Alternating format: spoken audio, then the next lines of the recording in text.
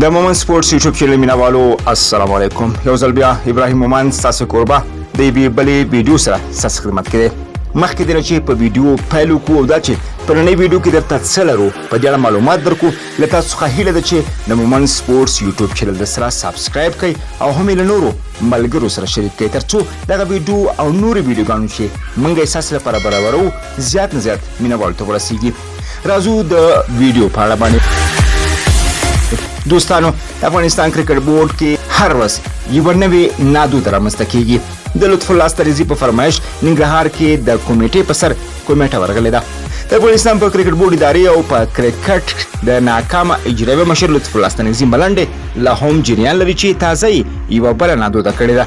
د ترلاسه شو معلوماتو له مخې د دولت احمدزي، احمد شاه احمدي، قیام الدین او دوه ډاکټرانو په شتون کې یوه کمیټه په ننګرهار کې د 18 کلنې په ملي غوروي پړاو سیالیو کې د غوره لوبغاړو پلاټون یا انتخاب پوښته ده. ویل کېږي چې لطف الله ستانکزی هڅه کوي چې د کمپ په دویمه ورځ د یوه سوداګر زوی اکرام د ټولو اصولو خلاف او له کومې کارکردګۍ پرته د هېواد 19 کلنې کرکټ ملي لوبډلې ته وټاکي او په دې اړه له کومیټې غواړي چې اکرام د 10 ورځني ټرایل په دویمه ورځ کامیاب کړي. لومړی کمیټې په ځواب کې لطف الله ته ویل دي چې اکرام د بالرانو لخوا د پرله پسې چانسونو سره څو ځلې بولډ شوی او هیڅ کارکردګي نه لري او هم عمر هم د شکمنو لوبغاړو په ډله کې دی چې د هډوکو معایناتو لپاره لابراتوار ته لیږل شوی او دوی نشي کولی چې له وخت نه وړاندې او له کارکردګۍ پرته اکرام لوبډلې ته انتخاب کړي. د کرکټ بورډ اجرایوي مشر لطف الله ستانکزی د دې ځوابونو په اورېدو له کابل نه د لوبڅار احمد شاه پکتین او د فساد ضد کمیټې د یوه غړي په شمول یوه بله کمیټه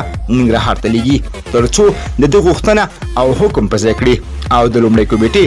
ځای ونیسي. د ترلاسه شوو معلوماتو له مخې اوس مهال دویمه کمیټه ننګرهار ته رسېدلې ده، خو دا چې دوی به وکړی شي چې د زیات عمر لرلو او پرله پسې ناکامیو سره د سوداګر زوی اکرام د افغانستان په 19 کلنه کرکټ ملي لوبډله کې انتخاب کړي وکړه راتلونکي کې به په ډاګه شي. د یادونې وړ ده چې د افغانستان 19 کلنې کرکټ لوبډلې ته د غوره لوبغاړو لټون پروګرام د غوروي په موخه ازموینه یا ټرایل د 11 لوبغاړو ترمنځ 2 ورځې وړاندې د 10 ورځو لپاره په ننګرهار کې پیل شوی چې پکې د هېواد د بېلابېلو ولایتونو او زونونو څخه تکړه لوبغاړي برخه لري.